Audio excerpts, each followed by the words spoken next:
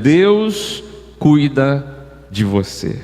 1 Pedro 5, versículo 7, quando o apóstolo Pedro, um dos discípulos de Jesus, ele diz assim: lançando sobre ele toda a vossa ansiedade, porque ele tem cuidado de vós. Quero dizer para todos vocês que o cuidado de Deus para com a vida dos seus eleitos, dos seus escolhidos, é precioso.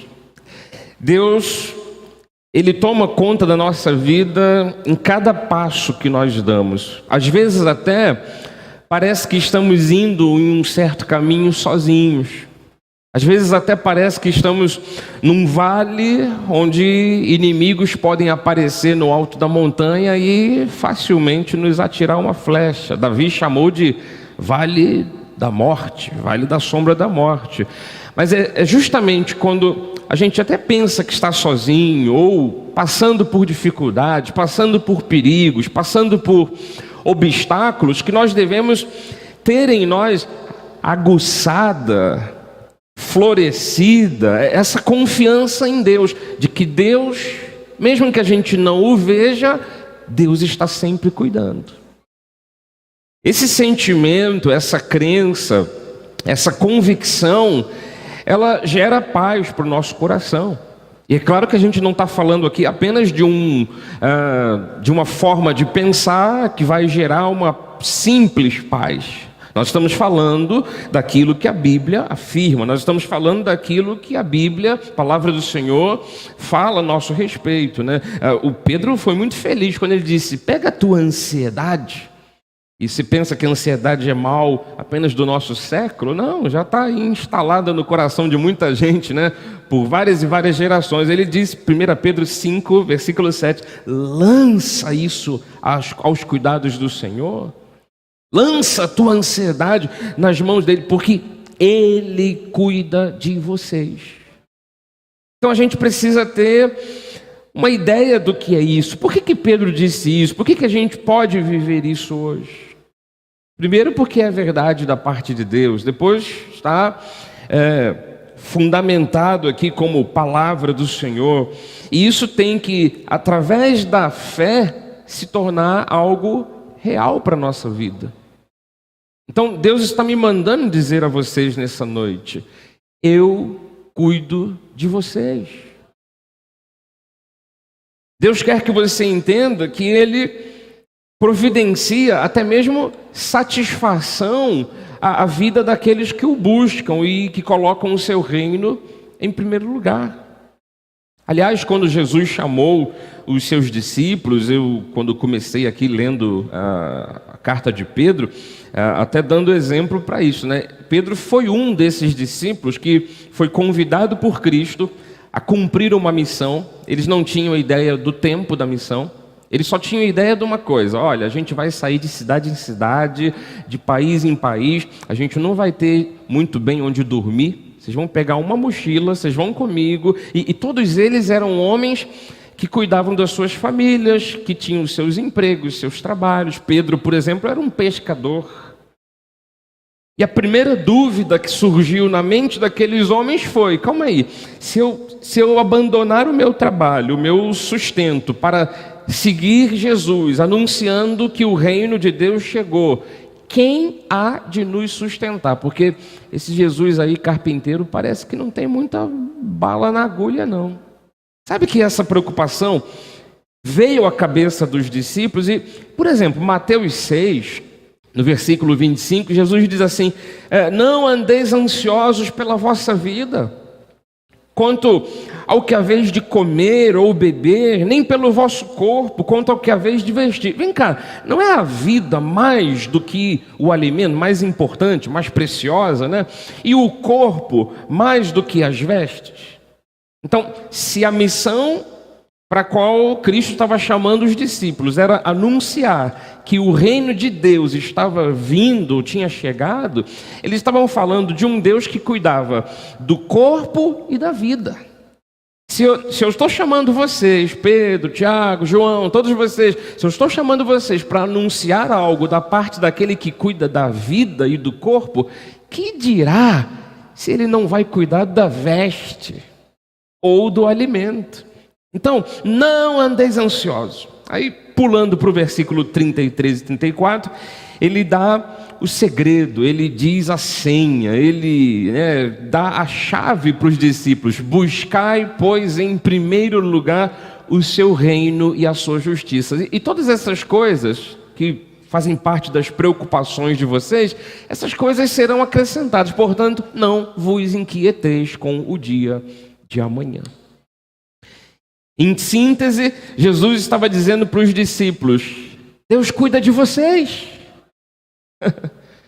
E apesar daquela preocupação, você percebe que lá na frente, um discípulo que virou um apóstolo, já experiente, ele escreve a carta e diz: lança toda a tua ansiedade aos cuidados dele, porque ele cuida. Pedro aprendeu, mesmo que diante daquele desafio, ele era o principal dos pescadores. Pedro trabalhava de madrugada, pescando, ele gerava sustento para a família. E quando ele se viu diante dessa situação, eu vou anunciar uma mensagem do reino de Deus, que nem é desse mundo, é lá dos céus. Eu vou ter que sair de cidade em cidade, de aldeia em aldeia. Eu vou ter que andar com outros 11 colegas, mas Jesus deve faltar comida para a gente, que aliás, isso era um outro tipo de dúvida que eles tinham. Jesus, quando parava e dizia: vamos oferecer comida para essas milhares de pessoas nos ouvindo, eles diziam: não tem dinheiro nem para nós.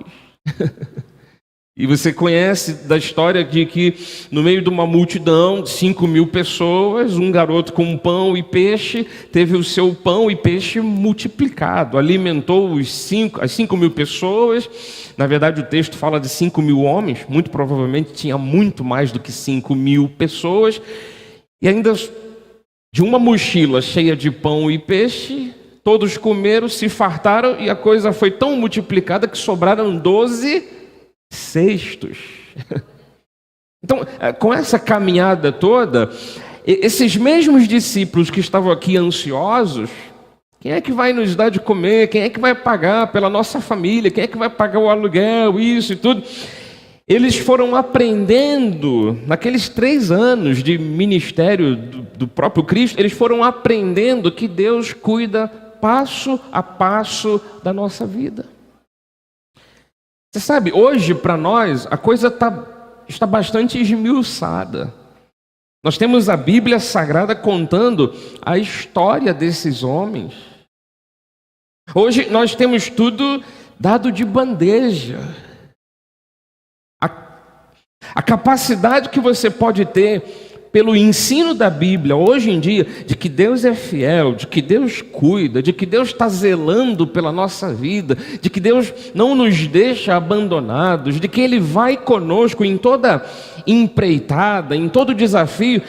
Essa capacidade de crer nisso deveria ser muito mais facilitada para nós hoje em dia, mesmo que a gente esteja em pleno século 21, porque o testemunho está aqui, as histórias estão aqui.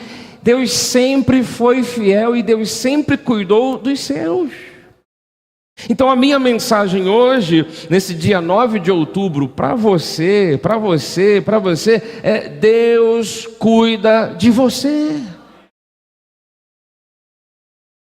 Então, a interrogação que estava lá na cabeça dos discípulos, essa interrogação, ela pode até mesmo passear um pouco pela nossa mente, mas a minha pergunta é essa: do que você está precisando?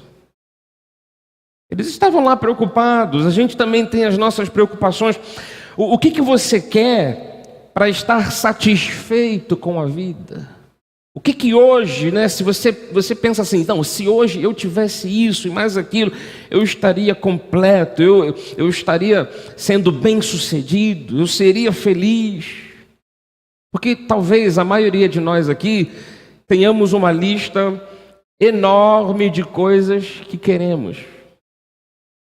Se formos fazer o caderninho de oração, talvez faltem folhas, né? A gente quer muita coisa, a gente deseja tanta coisa. Talvez pensemos assim, se tivéssemos isso ou aquilo, aí a nossa vida estaria satisfeita, a minha vida estaria satisfeita. Mas você deve crer nessa palavra, Deus cuida de você. Ora, bispo, mas eu continuo com as minhas necessidades. Aliás, vim aqui hoje porque sei que é culto de oração, porque eu quero orar, entregar isso aí nas mãos de Deus, porque eu estou precisando de tal e tal coisa. Você lembra da palavra de Cristo? Coloque o reino em primeiro lugar. Simplesmente isso. Porque a gente só pensa no que a gente precisa, mas geralmente a gente não para pensar no que a gente efetivamente tem que fazer. E o que nós temos que fazer? O que você está fazendo para ter aquilo que vai te satisfazer? A minha resposta bíblica, a minha resposta pastoral para você, a minha resposta é até mesmo profética para a tua vida. A minha resposta é essa: coloque Deus em primeiro lugar e fique bem, fique tranquilo, fique em paz. Quer dar um lindo aplauso? Eu ouvi aqui a irmã. Porque Deus cuida. Deus cuida. A gente não pode desaperceber de uma coisa, a gente não pode ficar distraído com uma coisa, que Deus, Ele planeja tudo muito bem organizado. E tudo que acontece na nossa vida, momentos bons, momentos maus, altos e baixos, tudo que acontece é divinamente planejado. Cada acontecimento, eu vou até lhe dizer, principalmente os acontecimentos mais difíceis de lidar. Um momento de enfermidade, uma doença, uma perda, uma angústia, uma tristeza, até mesmo uma questão social. A gente viver num país tão degradado, a política do jeito que está.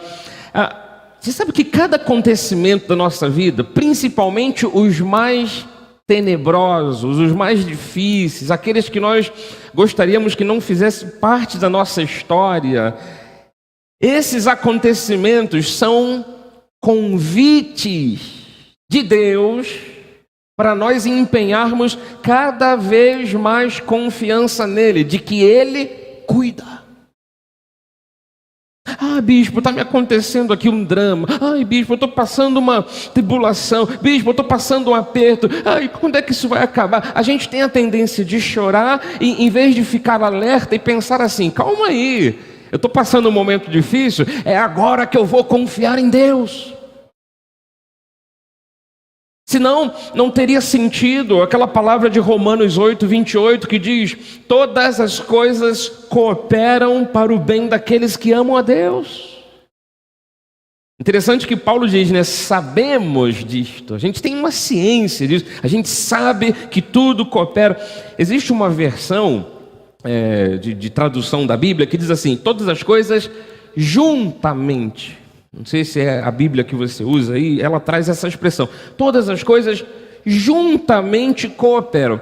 E esse juntamente é assim: coisas positivas, negativas, dias bons, dias maus, vida e morte, sentimentos positivos, sentimentos negativos. Deus, eu não sei como Ele faz, mas Ele é fera em fazer isso. Ele junta tudo como um grande quebra-cabeça, uma grande engrenagem, e todas as coisas. Por isso que eu não posso querer excluir da minha vida o dia mau.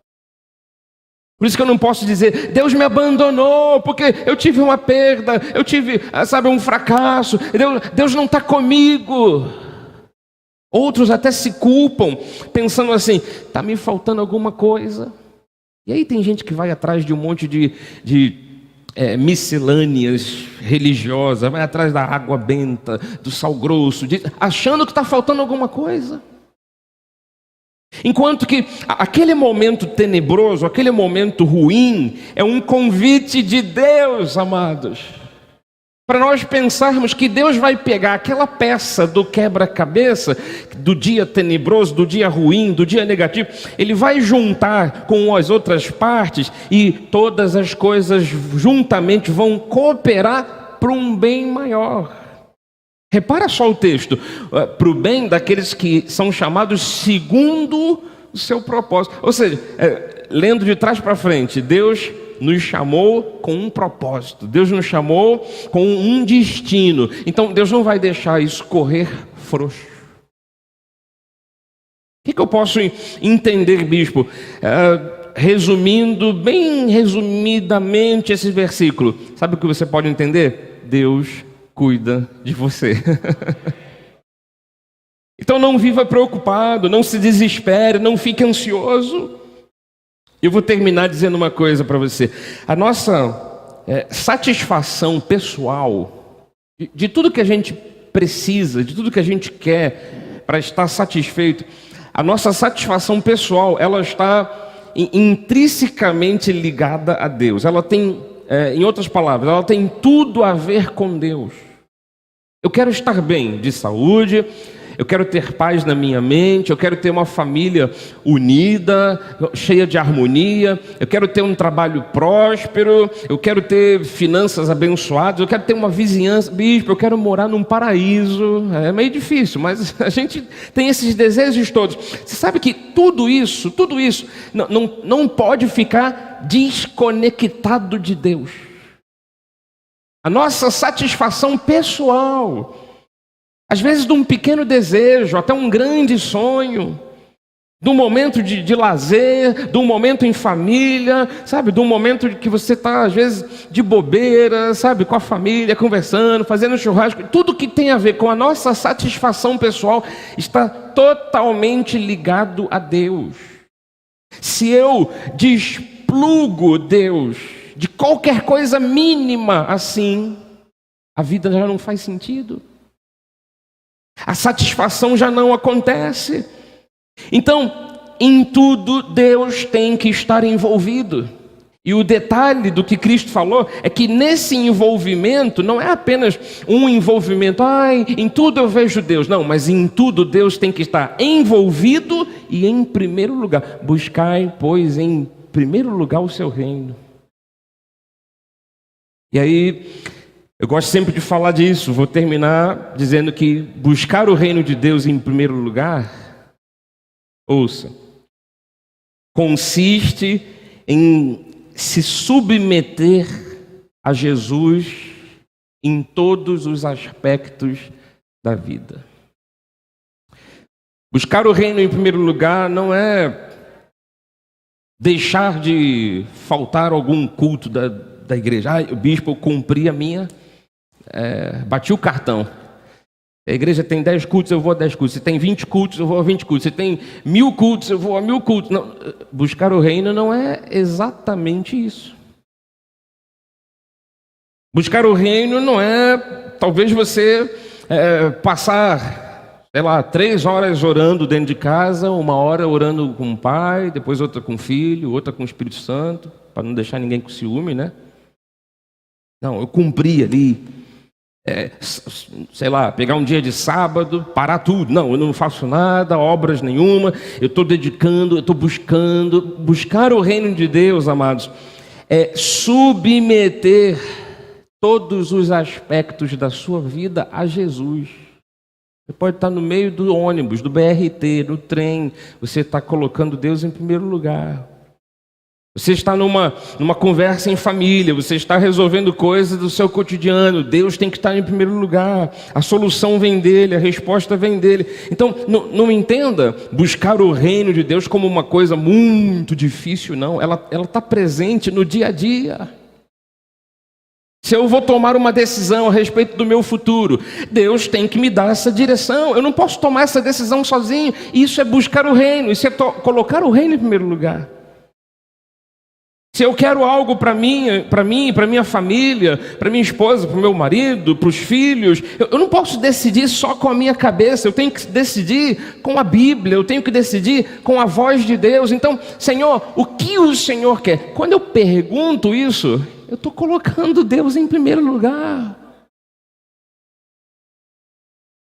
Então, buscar o reino de Deus em primeiro lugar, repito, consiste em se submeter a Jesus em todos os aspectos da vida. E quando a gente se submete a Ele, tudo muda, tudo se transforma, a satisfação começa a surgir, o teu coração fica contente, você passa a confiar mais em Deus, a tua confiança aumenta, o sentimento quanto à vida fica diferente. Pode estar chovendo canivete, você fica tranquilo. Por isso que o texto de Hebreus diz assim, Hebreus 13, versículo 5, seja a vossa vida sem avareza. Avareza no sentido assim, não pense pequeno não pense miúdo não, Deus está contigo, pense grande, contentai-vos com as coisas que tendes. Parece um grande contrassenso aqui, né? Você não deve pensar pequeno, deve pensar grande, mas deve estar contente com o que alcançou, claro. Porque veja bem, se eu me desespero porque ainda não cheguei lá no topo, porque ainda não fiquei curado, porque ainda não consegui aquela promoção, porque ainda não consegui aquele emprego, porque ainda não casei, ainda não sei o quê, se eu me descontentar com tudo isso, eu estarei me desequilibrando. Então, mesmo estando no meio do caminho, pensando grande, e se contentando com o que alcancei até agora, eu tenho que saber disso aqui, Ele tem dito, de maneira alguma te deixarei, nunca jamais te abandonarei. Olha o 6, assim afirmemos confiantemente, o Senhor é o meu auxílio, não temerei. Que me poderá fazer o homem, a vida, as circunstâncias? Então eu preciso ter essa convicção, o Senhor é o meu auxílio. Amados, confie em Deus, haja o que houver. Agarrem-se nas promessas do Todo-Poderoso. E saiba de uma coisa, eu repito aqui, Deus, Ele cuida de vocês. Assim seja, assim disse o Senhor. Glória a Deus por isso. Deus cuida de você.